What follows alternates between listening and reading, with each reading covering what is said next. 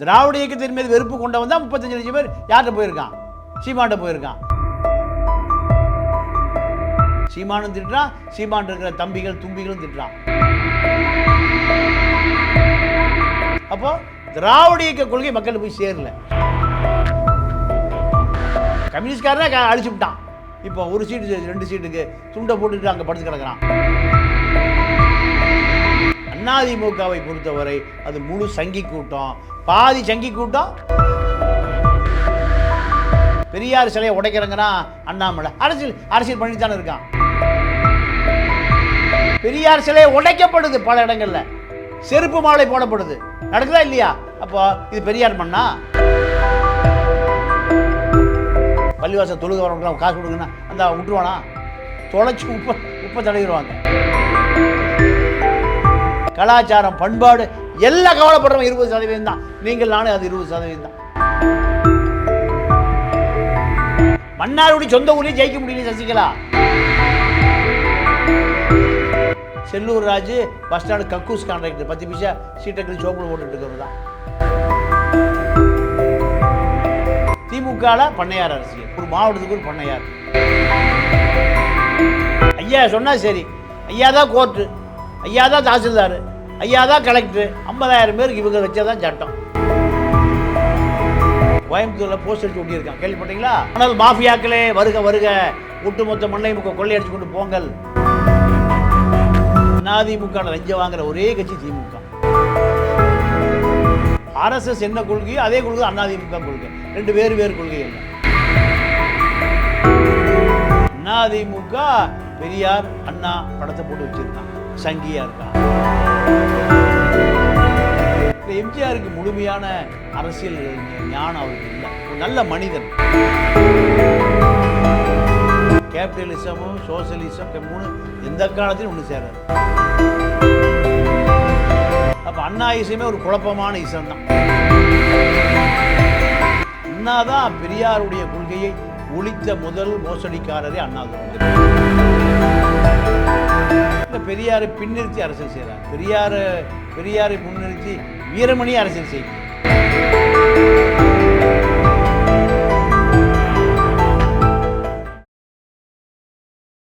தமிழ் பார்வையாளர்களுக்கு வணக்கம். இன்று பரபரப்பான சூழ்நிலையில் அதிமுக பொதுக்குழு கூடியிருக்கு. எடப்பாடி பழனிசாமி அவர்கள் பொதுச் செயலராக தேர்ந்தெடுத்து முதல் பொதுக்குழு. இதை பற்றி விவாதிக்க நம் அரங்கத்தில் வந்திருக்கும் தமிழா ஆசிரியர் திரு பாண்டியன் அவர்களை வரவேற்கிறோம். வணக்கம். வணக்கம். எப்படி இருக்கீங்க? நல்லா இருக்கேன். இந்திய அரசியலில் பரபரப்பு ஒழிஞ்ச பிறகு தமிழ்நாட்டில் ஒரு பரபரப்பு நிலவுது. அதிமுகவோட பொதுக்குழு. இந்த பொதுக்குழு இந்த வருகின்ற நாடாளுமன்ற தேர்தலில் எப்படி பிரதிபலிக்கும்? ஒரு பொதுக்குழுவோ ஒரு மாநாடோ ஒரு கட்சியை வளர்த்துடுமா? எப்படி பார்க்குறீங்க? இல்லை, அதிமுக பொதுக்குழு என்பது வர இருக்கிற நாடாளுமன்ற தேர்தல். நாடாளுமன்ற தேர்தலில் திமுகவுக்கு அடைந்த வெற்றியை அதிமுக எப்படி அடைவது, இதற்கான வியூ. தமிழ்நாட்டிற்குரிய 2000க்கு மேற்பட்ட பொதுக்குழு உறுப்பினர்கள் தான் வார்டு செயலாளர், ஒன்றியம், நகரம் செயலாளர்களே இவர்கள் தான் அந்த கட்சியினுடைய இதயம், மூளை இதுதான். அப்போது இவர்களை ஒருங்கிணைப்பதன் மூலம் அதிமுகவுக்கு புது ரத்தம் பாய்ச்ச வேண்டியிருக்கு.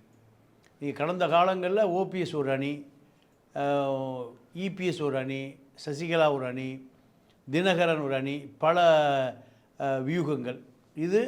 இதிலிருந்து தப்புவதே எடப்பாடிக்கு மிகப்பெரிய சிரமமான நிலை. இப்போது ஓபிஎஸ்சிலிருந்து கட்சியை காப்பாற்றி, சசிகலாவிலிருந்து கட்சியை காப்பாற்றி, இப்படி பல பேரிடமிருந்து அந்த அதிமுகவை காப்பாற்றி தன்னிடம் வந்து சேர்ந்த அந்த அதிமுகவை காப்பாற்ற வேண்டியிருக்கு. யார்கிட்டருந்து? பிஜேபிகிட்டருந்து. இல்லை, பிஜேபி அதிமுகவை நீங்கள் விழுங்கக்கூடிய நிலைமை இருந்தது. அப்போது எடப்பாடிக்கு ஜெயலலிதா மறைவுக்கு பிறகு அவர் அந்த நாற்காலியை தக்க வைப்பதற்கு, பொதுச் செயலாளர் என்ற நாற்காலியை தக்க வைப்பதற்கு மிகப்பெரிய போராட்டம் நடத்த வேண்டியது இருந்தது. மக்கள்கிட்ட இல்லை, சொந்த கட்சிக்காரங்கிட்டே. இதுதான் எடப்பாடிக்கு தலைக்கு மேலே இருக்கக்கூடிய பிரச்சனை. இருந்தாலும் சசிகலா விடுகிற நிலைமையில் இல்லை, ஓபிஎஸும் விடுகிற நிலைமையில் இல்லை, தினகரனும் விடுகிற நிலைமையில். 3 பேருமே எப்படியாவது அதிமுகங்கிற அதிகார மையத்தை தன்னுடைய கட்டுப்பாட்டு கொண்டு வரணும். இதுதான் எடப்பாடிக்கு இருக்கிற மிகப்பெரிய தலையாய பிரச்சனை. இதை தவிர்த்து பிஜேபிக்கும் இதே போன்ற ஒரு நிலைமை. இந்த பொதுக்குழுவில் வந்து தீர்மானங்கள் சிலது நிறைவேற்றிருக்காங்க. என்னென்னா திமுக எதிர்த்து தான் தீர்மானங்கள். ஆனால் பாஜகவை பற்றி ஒரு வார்த்தை கூட இதில் வாய் திறக்கல. குறிப்பாக இந்த கூட்டணி விரிசல் இதை பற்றிலாம் எதுவுமே எடப்பாடி பேசலை. அவர் பேசும்போது என்ன, அவர் எல்லாருக்கும் நன்றி தெரிவித்தார். முதல்ல பொதுச்செயலாளரை தேர்ந்தெடுத்துக்காக நன்றி தெரிவித்து அவர் எப்படி அவர் தனது உரையை தொடங்கினார்னா திமுக எதிர்த்து தான். விவசாயிகள் போராட்டம், குண்டர் சட்டம், இது மாதிரி பல பிரச்சனைகளை முன் வச்சு தான் பேசுகிறார். ஆனால் பாஜகவை பற்றி அதில் ஒரு விமர்சனம் கூட வரல. இல்லை, பாஜகவை எதிர்த்து விமர்சனம் வைக்க முடியாது. வைத்தால் நீங்கள் செந்தில் பாலாஜிக்கும் பொன்முடிக்கும் ஏற்பட்ட நிலைமை 32 பேருக்கும் ஏற்படும். இல்லை, 32 பேரும் வழக்கு போட முடியும். வழக்கு நிலுவையில் இருக்குது. எடப்பாடி மீது வழக்கு இருக்குது, வேலுமணி மீது வழக்கு இருக்குது. வழக்குனா நீங்கள் பல ஆயிரம் கோடி. நீங்கள் செந்தில் பாலாஜிக்கு ஒரு 1.25 கோடி, பொன்முடிக்கு ஒரு 1.25 கோடி, இதே அவருடைய அரசியல் வாழ்க்கை முடிஞ்சு போச்சு. ஆனால் நீங்கள் எடப்பாடி மீது 4800 கோடி முதலமைச்சர் வேட்பாளர் பொதுச் செயலாளர் மேலே, அதே போல் வேலுமணி மீது 5000 கோடி ஊழல், தங்கமணி மீது, வீரமணி மீது, எல்லா மணிகள் மீதும் வழக்கு. விஜயபாஸ்கர், ஹெல்த் விஜயபாஸ்கர், டிரான்ஸ்போர்ட் விஜயபாஸ்கர், கல்வித்துறை, உயர்கல்வித்துறை அன்பழகன் மேலே நிறைய வழக்கு நிலுவையில் இருக்குது. ஆனால் பிஜேபி அவர்களை போடாது. ஏன்? பிஜேபி அதிமுகவுடைய வெற்றி என்பது பிஜேபியை அரியணையில் அமர்த்தும். இப்போ கூட்டணி ஏற்க மறுத்துட்டாங்க. கண்டிப்பாக பாஜக கூட கூட்டணி கிடையாதுன்னு தீர்மானமாக சொல்லிட்டாங்க. இப்படி இருக்கிற பட்சத்தில் வந்து ஏன் அவங்க வந்து அதிமுக மேலே அந்த இத்தனை வழக்குகள் இருக்குது, நிலுவையில் இருக்குன்னு சொல்கிறீங்க, ஏன் அவங்க அதை வழக்கை முன் விசாரிக்கல? இல்லை, பிஜேபி எப்பவுமே ஒரு தொலைநோக்கு பார்வை இருக்கும். அதிமுக ஒரு வெற்றி பெறுகிற நாடாளுமன்ற உறுப்பினர்கள் பாஜகவை தாங்கி பிடிப்பார்கள் எதிர்காலத்தில். பாஜக நம்புது. அதிமுக பிஜேபிக்கு எதிரான சித்தாந்தம் உள்ள இயக்கம் அல்ல. அவன் சாமி கும்பிடுவான், கோயிலுக்கு போவான், மண்சோறு சாப்பிடுவான். அந்த தலைவி ஜெயலலிதாவே அப்படி தான், சசிகலாவே அப்படி தான். ஆர்எஸ்எஸ் என்ன கொள்கையோ அதே கொள்கை அதிமுக கொள்கை. 2 வேறு கொள்கை இல்லை. அதிமுக பெரியார் அண்ணா படத்தை போட்டு வச்சுருக்கான், சங்கியாக இருக்கான். இவன் சவார்கர், ஹெட்கேவர், ராமகோபால, மோடி படத்தை போட்டு வச்சுருக்கான். இந்த அதிமுகவை ஆரம்பிக்கும் போது எம்ஜிஆர் இந்த ஆர்எஸ்எஸ் கொள்கையை தான் இப்போ ஃபாலோ பண்ணார். இல்லை, எம்ஜிஆருக்கு முழுமையான அரசியல் ஞானம் அவருக்கு இல்லை. ஒரு நல்ல மனிதன், ஆனால் அரசியல் அவருக்கு ஞானம் இல்லை. அப்போ அமெரிக்கா போயிட்டு வர்றாரு, நிருபர் கேட்குறான் ஏர்போர்ட்டில், நீங்கள் அண்ணாயிசத்தை நான் அமெரிக்காவில் சொல்லிட்டு வந்திருக்கேங்கிறார். என்னங்க அண்ணாயிசம்? கேபிட்டலிசம், சோசியலிசம், கம்யூனிசம் சேர்ந்தது தான் அண்ணாயிசம். கேபிட்டலிசமும் சோசியலிசம் 3 எந்த காலத்திலும் ஒன்று சேராது. ஆனால் அவர் என்ன சொன்னார்?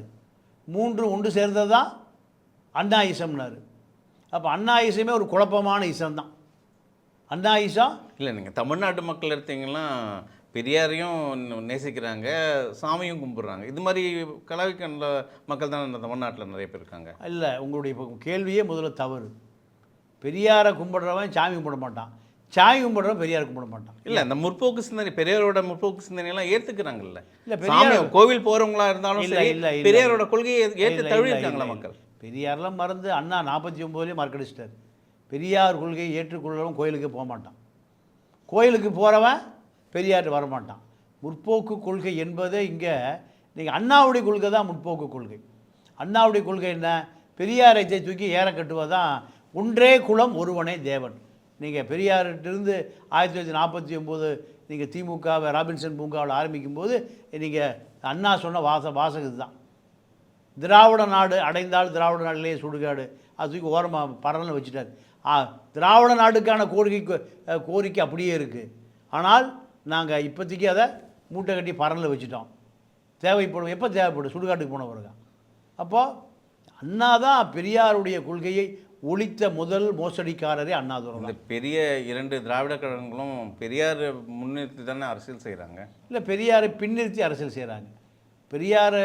பெரியாரை முன்னிறுத்தி வீரமணியை அரசியல் செய்யலையே. வீரமணியை பெரியாரை ஏமாற்றுறதுக்கு மட்டும் வச்சுருக்காரு. பெரியாருடைய கொள்கைகளை நீங்கள் 1 கோடி பேர் கொண்டு போயிருந்தாருன்னா சீமான்கிட்ட 35 லட்சம் பேர் பெரியாரை எதிர்த்து சீமான்கிட்ட போயிருக்க மாட்டான். திராவிட இயக்கத்தின் மீது வெறுப்பு கொண்டவன் தான் 35 லட்சம் பேர் யார்கிட்ட போயிருக்கான்? சீமான்கிட்ட போயிருக்கான். அவன் நேராக ஆர்எஸ்எஸ்க்கு போகிறதும் சீமான்கிட்ட போகிறதும் ஒன்று தான். அப்போ அவன்கிட்ட திராவிட இயக்க பெரியார் சொல்லி கொடுத்துருந்தான் போவானா? இளைஞன் 25 வயசு வீரமிக்க இளைஞன், கஜ புஜ ஜனாதிபதிகள் உள்ள இளைஞன் 30 லட்சம் பேர் பெரியார் திட்டிகிட்டு இருக்கான். எங்கே உட்காந்து? சீமானும் திட்டுறான், சீமான் இருக்கிற தம்பிகள் தும்பிகளும் திட்டுறான். பிரபாரனை கற்றுக் கொடுத்த நீங்கள் இந்த திராவிட இயக்கம், பிரபாரனுக்கு தூக்கி தெரிஞ்ச திராவிட இயக்கம் ஏன் சீமான்ட்ட போகிறான்? அப்போது திராவிட இயக்க கொள்கை மக்கள்கிட்ட போய் சேரல, அழிஞ்சு போச்சு. கம்யூனிஸ்ட் கொள்கை மக்கள்கிட்ட போய் சேரல, கம்யூனிஸ்ட்காரனே அழிச்சு விட்டான். இப்போ 1 சீட்டு 2 சீட்டுக்கு துண்டை போட்டுட்டு அங்கே படுத்து கிடக்கிறான். பாதி பேர் எடப்பாடி வீட்டில் படுத்து கிடந்தான், இப்போ ஸ்டாலின் வீட்டில் படுத்து கிடக்கிறான். கொஞ்ச நாள் விஜயகாந்த் வீட்டில் படுத்து கிடந்தான். அப்போ கம்யூனிஸ்ட் அப்படி தான் போச்சு, திராவிடர் கொள்கை அப்படி தான் போச்சு. அதிமுகவை பொறுத்தவரை அது முழு சங்கி கூட்டம், பாதி சங்கி கூட்டம் திமுக. இதில் பெரியார் என்பவரே இல்லை. பெரியார் சிலையை உடைக்கிறங்கன்னா அண்ணாமலை அரசியல் பண்ணிட்டு தானே இருக்கான், அரசியலை பண்ணிட்டு தானே இருக்கான். நீங்கள் நாராயணகுருவுடைய சிலையை போய் கேரளாவில் உடைச்சிட முடியுமா? உடைக்கவே முடியாது. ஆந்திராவில் பொட்டி ஸ்ரீராமனுடைய சிலையை உடைச்சிட முடியுமா? உடைக்க முடியாது. அப்போது கர்நாடகாவில் அந்த கன்னட எழுத்தாளர் சிலையை உடைக்க முடியுமா? உடைக்க முடியாது. வீர சிவாஜி உடைக்க முடியுமா? மகாராஷ்டிராவில் உடைக்க முடியாது. பஞ்சாபில் பகத்சிங் சிலையை பக்கத்தில் போயிட முடியுமா? முடியாது. இங்கே பெரியார் சிலையை உடைக்கப்படுது, பல இடங்களில் செருப்பு மாலை போடப்படுது. நடக்குதா இல்லையா? அப்போ இது பெரியார் மண்ணா? பெரியாரை ஏமாற்றுவதற்கு மட்டும் திமுக அதிமுக பயன்படுறான். இன்றைக்கி அண்ணா ஜெயலலிதா, சசிகலா, கும்பமேளா, கும்பகோணம், போகாத கோயிலே இல்லையே. மண்சோறு, ஸ்ரீரங்கம், எங்கே கோயில் இருக்குது 2 பேரும் அங்கே போய் மண்சோறு சாப்பிடுவோம். அதான் ஜெயலலிதா ஆஸ்பத்திரியில் படுத்துருக்கிற போது எல்லா கோயிலும் வேப்பிலை அடித்தானே.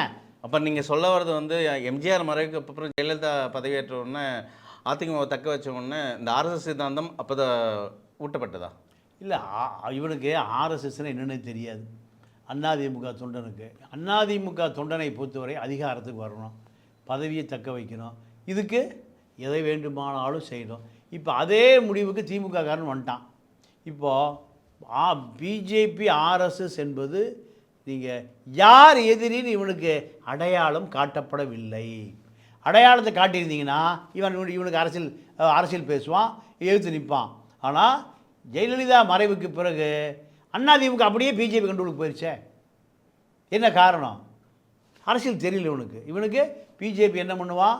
நீ பிஜேபிக்கு எதிராக ஆர்எஸ்எஸ்க்கு எதிராக உருவாக்கப்பட்ட இயக்கம் தான் திராவிட இயக்கம். ஆரிய திராவிட யுத்தம் தான் தமிழ்நாட்டு அரசியல் களமே. ஆனால் இன்றைக்கி திராவிட இயக்கத்தில் இருந்துட்டு ஆரியனுக்கு அடிமையாக போயிட்டான். இது எங்கே பெரியார் இயக்கமாக இருக்கும்? வாய்ப்பே இல்லை. இப்போ அதிமுக எதுக்கு பொதுக்குழு கூடுதுன்னா, இந்த பொதுக்குழு எப்படியாவது வர்ற நாடாளுமன்ற தேர்தலில் குறைந்தது ஒரு 20 சீட்டாவது பிடிக்கணும். இப்போ இருக்கிற 38 சீட்டில் வந்து அவங்க பெரும்பான்மையான எவ்வளோ வாங்குவாங்கன்னு நினைக்கிறீங்க? இல்லை இந்த ஓட்டு பகிர்ந்துப்படுமா? இல்லை, வாய்ப்பே இல்லை. அதாவது நம்ம ஜோசியை சொல்ல முடியாது. ஜோசிகாரன் தான் சொல்கிறான் அதிமுக ஜெயிக்கும், எடப்பாடிக்கு 7ல் ராகு, அதாவது 3ல் கேது, இவன் 9ல் சனி, இதெல்லாம் விலகிருச்சு ஜெயிச்சுன்னு சொல்லுவான். நம்ம அப்படி சொல்ல முடியாது. அதிமுக வாக்கு வங்கி யாருன்னு கேட்டிங்கன்னா, ஜெயலலிதாவுக்கு நீங்கள் இவ்வளோ பெரிய வெற்றி, மோடியா லேடியா, இந்த பிஜேபி எதிர்ப்பு வாக்கு வங்கி யாருன்னு கேட்டிங்கன்னா, சிறுபான்மை முஸ்லீம்கள், கிறித்துவர்கள், தலித்துக்கள், கம்யூனிஸ்டுகள், பெரியாரிஸ்டுகள். இதுதான் தமிழ்நாட்டில் வெற்றி தோல்வியை தீர்மானிக்கக்கூடிய 20% வாக்கு வங்கி. இந்த 20% வாக்கு வங்கி யார்கிட்ட இருக்கோ அவர்கள் தான் வெற்றி பெற முடியும். அது சட்டமன்ற தேர்தலாக இருந்தாலும் சரி, நாடாளுமன்ற தேர்தலாக இருந்தாலும் சரி. இதுதான் தமிழ்நாட்டில் எத்தனை வருஷம் அரசியல்? 50 ஆண்டு கால அரசியல். இந்த அரசியலுக்கு இப்போ எடப்பாடி திட்டம் போடுறாரு. எப்படி? இந்த பொதுக்குழுவில் என்ன சொல்கிறாருன்னா, இனிமே ஜெட் வேகத்தில் அதிமுக செயல்படும், வருகின்ற தேர்தல் வெற்றியாகவே அமையும் அப்படின்னு சொல்கிறார். இல்லை, வெற்றியாக அமையும்னா எப்படி வெற்றி அமையும்னா, போன நாடாளுமன்ற தேர்தலில் அதிமுக 2 லட்சம் வாக்கு தான் வாங்குச்சு 39 தொகுதியில். திமுக 5.5 லட்சம் வாக்கு வாங்குச்சு. ஒவ்வொரு தொகுதியில் வாக்கு வித்தியாசம் எவ்வளவு? 3.5 லட்சம் வாக்கு வங்கி. இந்த 3.5 லட்சம் வாக்கு வங்கி எப்படியாவது அதிமுகவுக்கு சரிபாதியாக வரணும். 5.5 இல்லைன்னா கூட பரவாயில்ல, எடப்பாடி 2 இல்லைன்னா கூட பரவாயில்ல, எப்படி ஒரு 3.5 வந்தால் போதும். அங்கேருந்து ஒரு 1.5 இழுத்துட்டா, திமுகவில் இருந்து 1.5 இழுத்துட்டா 4,000. இது 2 3,500. இப்போ மக்கள் யார் பக்கம் இருக்காங்க? திமுக பக்கம் இருக்காங்களா, அதிமுக பக்கம் இருக்காங்களா? ஆளுமையாக இருக்கிறது ஸ்டாலினை பார்க்குறாங்களா, ஒரு எடப்பாடியார் அந்த இடத்துல வச்சு பார்க்குறாங்களா? இல்லை, 2 பேர்ட்டுமே ஆளுமை இருக்குது.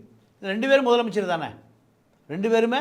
இவர் மக்களால் தேர்ந்தெடுக்கப்பட்டவர், ஆனால் எடப்பாடியார் அப்படி வரலையே. மக்களால் எடுக்கப்படலை முதல்ல. இல்லை, அப்போ மக்களால் தானே 66 எம்எல்ஏ அவுட் இருக்காங்க.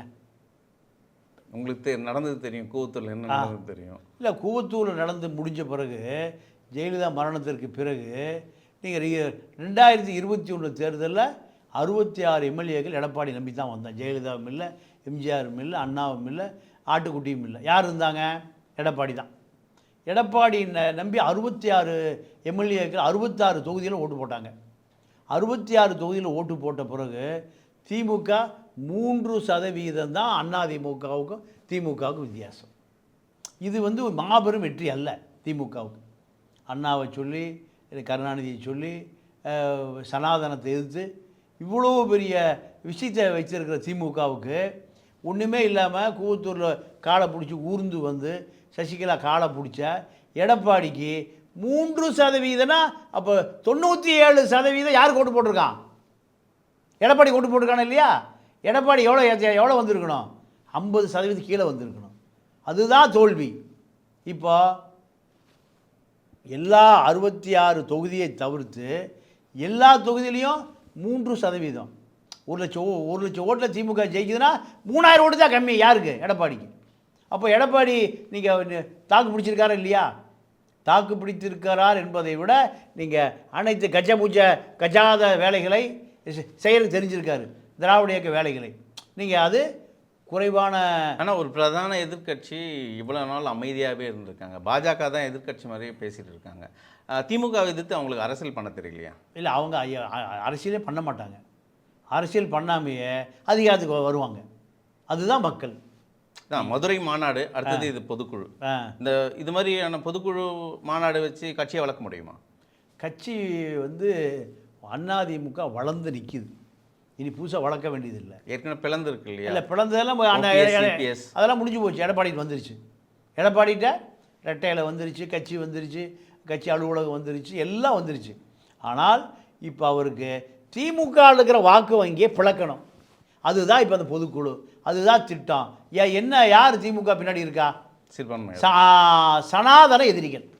சிறுபான்மைன்னு சொல்றதை விட என்ன, சனாதன எதிரிகள், பிஜேபி எதிரிகள், ஆர்எஸ்எஸ் சங்கிகளுக்கான எதிரிகள். அது ஒரு பெரிய வாக்கு வங்கி எங்கே? தமிழ்நாட்டில்.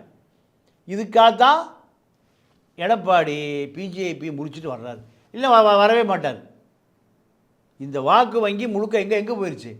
திமுகவுக்கு போயிடுச்சு. அப்போது திமுகவிடமிருந்து அதிமுகவுக்கு வரணும்னா முதல்ல பிஜேபியை முறிக்கணும். பிஜேபி முறிச்சிட்டு வந்தால் இந்த மக்கள் தன்னை நம்புவான்னு நினைக்கிறார். இதுதான் இந்த பொதுக்குழு, நிர்வாகக்குழு, தேர்தல் எல்லாமே. அதாவது அதிமுகவுக்கு ஒரு கோடி வாக்கு வங்கி, நிரந்தர வாக்கு வங்கி. திமுகவுக்கு 1 கோடி வாக்கு, 20%. 2 பேருக்கு நிரந்தரமாக இருக்குது. இன்னொரு 20% இருக்குது, நியூட்ரலாக இருக்குது. அந்த 20% திமுகட்ட போயிடுச்சு. அந்த 20% எப்படி மடை மாற்றுவது? இதுதான் இப்போ எடப்பாடிக்கு தலையாய பிரச்சனை. பிஜேபி நம்பினா நீங்கள் நடு ரோட்டுக்கு வந்துடணும், தெருவுக்கு வந்துடணும். இவ்வளோ காலம் தெருவுக்கு வந்துட்டார். ஒரு சீட்டு கூட ஜெயிக்க முடியல. ஒரு சீட்டு தான் ஜெயித்தார். சட்டமன்றத்துலேயும் போயிடுச்சு. அப்போது 7% முதல் 10% வரை இருக்கக்கூடிய முஸ்லீம் வாக்கு வங்கி யாருக்கு போயிருதுன்னா எடப்பாடிக்கு போயிருது. எடப்பாடி இன்றைக்கி சிஎம். கிறித்துவ வாக்கு வங்கி சிஎம், கம்யூனிஸ்டுகள் சிஎம். 3% தானே எடப்பாடிக்கும் ஸ்டாலினுக்கும். அப்போ அவர் என்ன எதை மைண்டில் வைக்கிறாரு? இந்த சிறுபான்மை வாக்கு வங்கிகள் 20% நியூட்ரலாக இருக்காங்கல்ல, இவர்களை எப்படியாவது நம்ம இந்த பக்கம் மாற்றணும். அதுக்கு தான் இந்த பொதுக்குழு, செயற்குழு, நிர்வாகக்குழு எல்லா குழுவுமே மாற்றுமா, நடக்குமா, இல்லை நம்பிக்கையை ஏற்படுத்தலாமா, அப்படி இந்த 20% அழுத்தமான வாக்கு வங்கி, ஆசிலேஷனான வாக்கு வங்கி இல்லை, அரசியல் தெரிஞ்ச வாக்கு வங்கி, சிந்திக்கக்கூடிய வாக்கு வங்கி. இது அதிமுகவில் இருக்கிறவன் அதிமுக சொந்த கட்சிக்காரன் காசு கொடுத்தா தான் ஓட்டு போடுவான், திமுக சொந்த கட்சிக்கு காசு கொடுத்தா தான் ஓட்டு போடுவான். இந்த 20% எவனுக்கு காசு வாங்க மாட்டான். நீங்கள் இப்போ தேர்தலுக்கு பணம் கொடுக்குறான்ல, யாருக்கு கொடுக்குறா? கம்யூனிஸ்ட் கட்சிக்காரன் கொடுக்குறானா, இல்லை முஸ்லீம் வாக்கு வங்கி கொடுக்குறானா? பணம் இல்லையே. இல்லையே, பணம் இல்லையே. இல்லை, பணம் இல்லைங்கிற ரெண்டாவது விஷயம் சார். பணம் இல்லைங்கிறது ரெண்டாவது விஷயம். நான் என்ன கேட்குறேன், இந்த இப்போ 4000 கோடி ரூபா, 40 தொகுதிக்கு ஒரு தொகுதிக்கு 100 கோடி ரூபா திமுக அதிமுக 2 பேருமே இப்போ செலவு பண்ண போகிறான். இந்த 4000 கோடி யார்கிட்ட கொடுக்குறான்னு சொல்லுங்க பார்ப்போம். திமுககாரன் கொடுக்குறான், சொந்த கட்சிக்கே கொடுக்குறான், அதிமுக கொடுக்குறான். இல்லைங்க, ஒரு பணம் ஒரு ஒரு கூட எடுத்துகிட்டு சர்ச்சுக்கு போகணுன்னு சொல்ல முடியுமா? சர்ச்சில் கொடுத்து பாதி டிஸ்ட்ரிபியூட் பண்ண சொல்ல முடியுமா? தொலைச்சிருவான். இதை எடுத்துகிட்டு நீங்கள் நேராக போய் கம்யூனிஸ்ட் கட்சி ஆஃபீஸில் போய் இந்தாங்க உங்கள் ஆளுக்கு போகிற கொடுக்குன்னு சொல்ல முடியுமா? முடியாது. அப்போ ஒரு 20% மக்கள் மட்டும்தான் பணம் வாங்காத இருக்காங்க, மற்றவங்களாம் வாங்குறாங்க. நீங்கள் முஸ்லீம் பள்ளிவாசலில் போய் இந்தாங்க ஒரு கூட கொண்டு வந்தேன், பள்ளிவாசல் தொழுக வரவங்களுக்குலாம் காசு கொடுக்குன்னா அந்த விட்டுருவானா? தொலைச்சி உப்பை தடவிடுவாங்க. ஏன்? இந்த மக்கள் தான் 20% தான் தமிழ்நாட்டினுடைய மனசாட்சி, 20% தான் தமிழ்நாட்டினுடைய உயிர், உண்மை. இந்த அவன் 20% தான் இந்த நாட்டை பற்றி கவலைப்படுறவன். இந்த மக்களை பற்றி, இனத்தை பற்றி, மொழியை பற்றி, கலாச்சாரம், பண்பாடு எல்லாம் கவலைப்படுறவன் 20% தான். நீங்கள் நானும் அது 20% தான். எடப்பாடி பழனிசாமிக்கு பல பிரச்சனைகள் இருக்குது இல்லையா? குறிப்பாக தலைமையில் தொங்குற கத்தி கோடநாடு கேஸு, இந்த பக்கம் வந்தாருன்னா இடி ரைடுன்னு சொல்லுவாங்க. அது மட்டும் இல்லாமல் ஓபிஎஸ் கிட்டேருந்து ஒரு அழுத்தம், தினகரன் கிட்ட இருந்தும், சசிகலா கிட்ட இருந்த அழுத்தம், இதெல்லாம் எப்படி அவர் எதிர்நோக்க போகிறார்? இல்லைங்க, அது அவருக்கு அது ஒரு பெரிய பொருட்டே அல்லங்க. அது அவருக்கு ஒரு பொருட்டே அல்ல. எடப்பாடிகிட்ட நீங்கள் வலுவான டாடா, பிர்லா, அம்பானி, கோயாங்கா, ரேமான்ஸ், சிங்கானி பல பேர் கட்சியில் இருக்கான். யார்? ஒவ்வொரு மாவட்டத்துக்கும் ஒவ்வொரு பெரிய நீங்கள் முடிசூடாக மன்னர்கள் இருக்கான். ஒட்டு மொத்தமாக தூக்கிடுவான். ஒவ்வொரு மாவட்டத்துக்கும் நீங்கள் பக்கத்திலே போக முடியாது. ஓபிஎஸ் சொந்த மாவட்டம் தான் ஜெயிக்க முடியாது. எங்கே? தேனி பெரிய குளத்தில் அப்பனும் ஜெயிக்க முடியாது, மகனும் ஜெயிக்க முடியாது. அங்கே எடப்பாடி வலுவாக இருக்கார். கொங்கு பெல்ட்டில் வேலுமணி இருக்கான். நீங்கள் நாமக்கல்லில் தங்கமணி, புதுக்கோட்டையில் விஜயபாஸ்கர், தஞ்சாவூரில் காமராஜ், மதுரையில் உதயகுமார், இப்படி ஊருக்கு ஒரு பெரிய ஜாதி பலம் இருக்குது. ஜாதி பலம், பணபலம், ஓட்டு பலம் எல்லாம் வச்சுருக்கான். அப்போ இதுக்கு முன்னாடி சசிகலாவும் ஓபிஎஸும் டிடிவியும் ஒன்றுமே இல்லை, நிற்கவே முடியாது. ஒரு ஓபிஎஸ் போனால் 5 ஓபிஎஸ் அங்கே வச்சுருக்காரு. யார்? ஒரு ஓபிஎஸ் முக்குளத்தூர் முதலமைச்சர், நிதியமைச்சர் போயிட்டார், அங்கே 5 முக்குளத்தூர் வச்சுருக்கார். திண்டுக்கல் சீனிவாசன், உதயகுமார், நத்த விஸ்வநாதன், செல்லூர் ராஜு, இப்படி 5 பேரை வச்சுருக்கார் அந்த அதே சமூகத்தில். அதனால் எடப்பாடியை பொறுத்த வரைக்கும் அதிமுக தன்னுடைய கட்டுப்பாட்டுக்கு வந்துருச்சு. யார் கட்டுப்பாட்டுக்கு வரல? ஓட்டு போடக்கூடிய மக்கள் தன்னுடைய கட்டுப்பாட்டுக்கு வரல. ஓட்டு போடக்கூடியவன் யார்? இந்த பக்கம் சிறுத்தை பூரா அங்கே இருக்கான். எங்கே? திமுக கூட்டணியில் இருக்கான். தமிழ்நாட்டினுடைய வடபகுதி சிறுத்தை பூரா இருக்குது. ஒரு ஓட்டு கூட விழுகாது எடப்பாடிக்கு.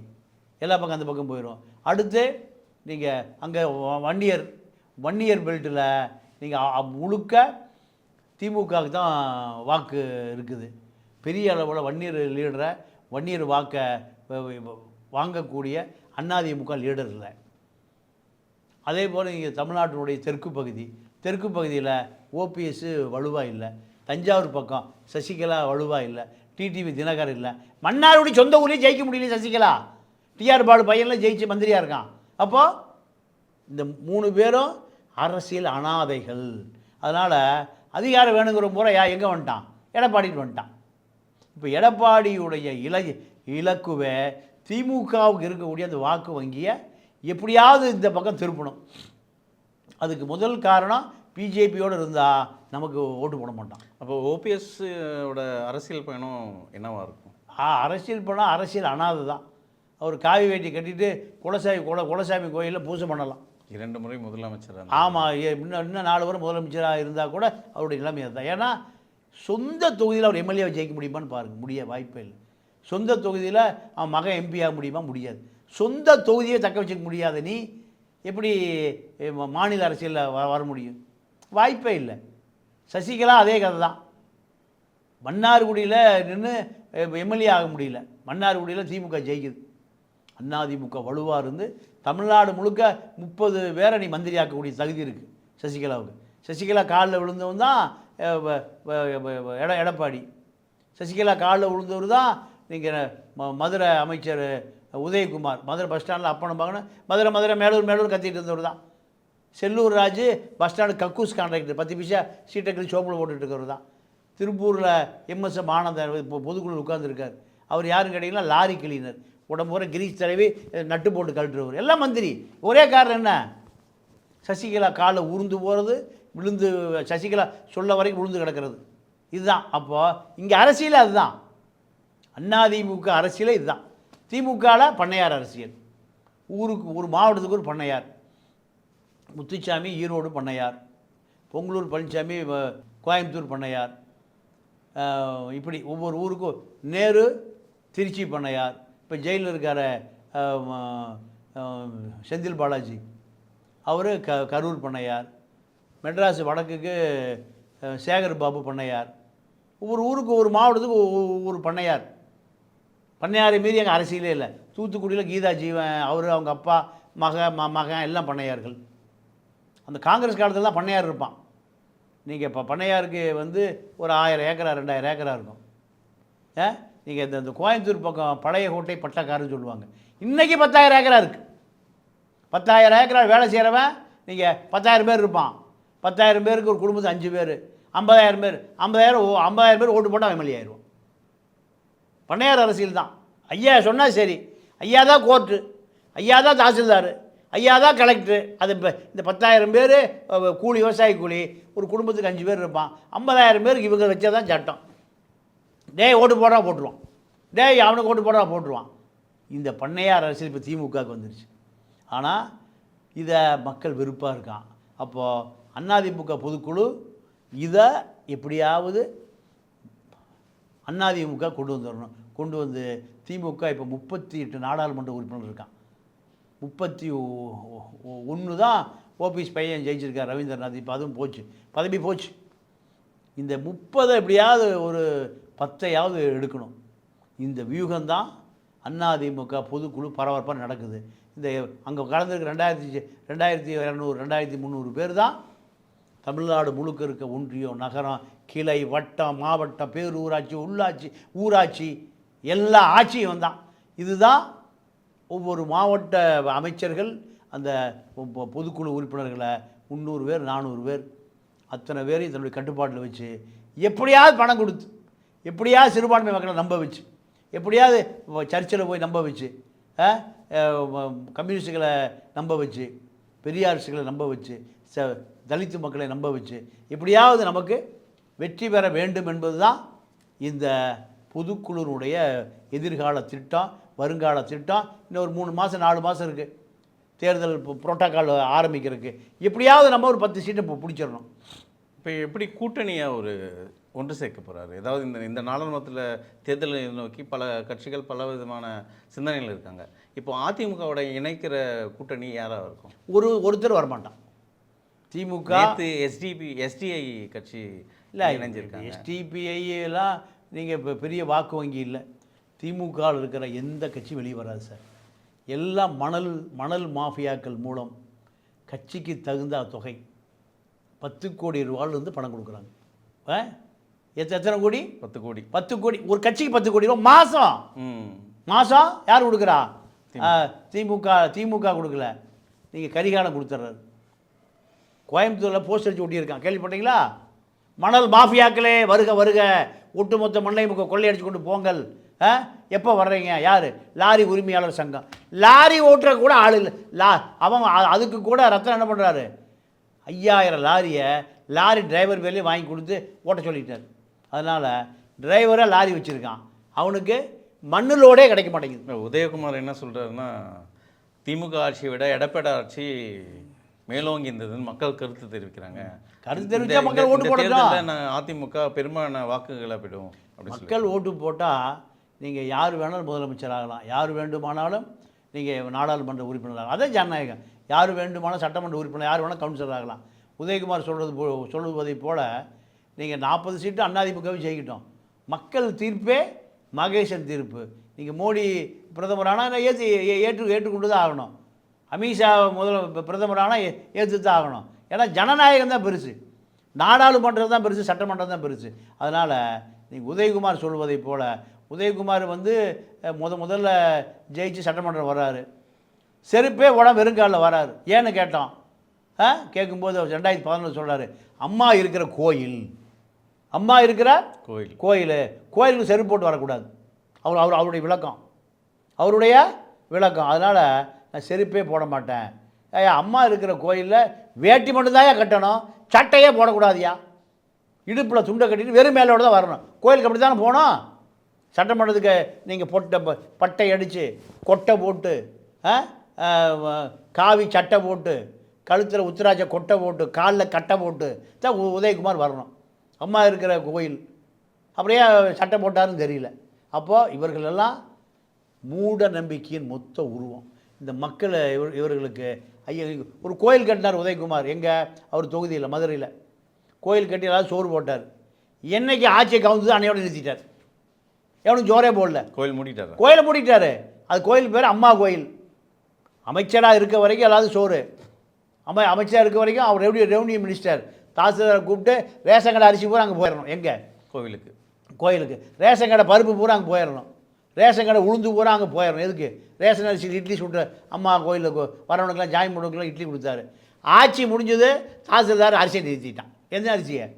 ரேஷன் அரிசியை நிறுத்திட்டான். இவர் தான் உதயகுமார், தமிழ்நாட்டினுடைய வருவாய்த்துறை அமைச்சர். இப்படி தான் அதிமுக அரசியல். அதனால் இந்த பொதுக்குழு, அதிமுகவோட பொதுக்குழு எப்படியாவது திமுகவுக்கு வாக்களித்த சிறுபான்மை மக்கள், தலித் மக்கள், கிறித்துவ மக்கள், அத்தனை மக்கள், அதாவது நடுநிலையாக சிந்திக்கக்கூடியவன்.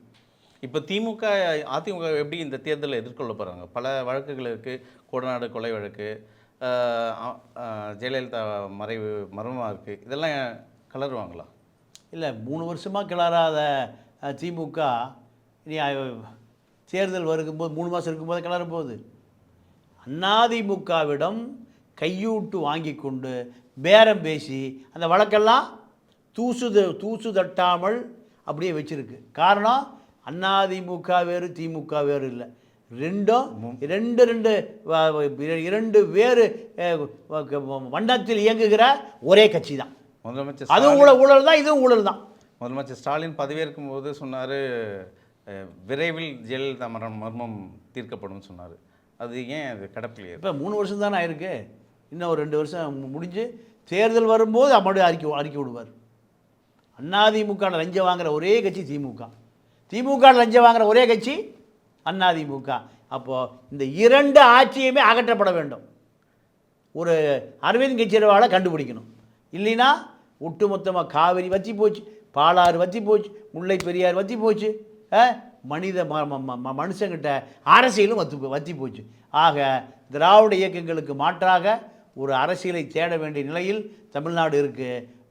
அதிமுக பொதுக்குழு ஒரே நோக்கம் மக்கள் நலன் சார்ந்து அல்ல, எப்படியாவது ஜெயிக்கணும், லஞ்சம் கொடுத்து ஜெயிக்கணும், பணம் கொடுத்து ஓட்டு வாங்கணும், பணம் கொடுப்பதற்கான வியூகம் வகுக்கணும்.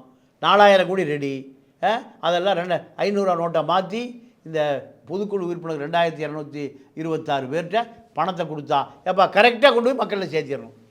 இதுதான் அதிமுகவுடைய பொதுக்குழு. பார்ப்போம் சார். இந்த பொதுக்குழு அவரே சொல்லியிருக்காரு, அதிமுக இனிமேல் ஜெட் வேகத்தில் செயல்படும்னு சொல்லியிருக்காரு. அதற்கான பதிலை வருகின்ற நாடாளுமன்ற தேர்தல் தான் நம்மளுக்கு சொல்லும். பார்ப்போம். உங்கள் நேரத்துக்கும் கருத்துக்கும் நன்றி. நன்றி, வணக்கம்.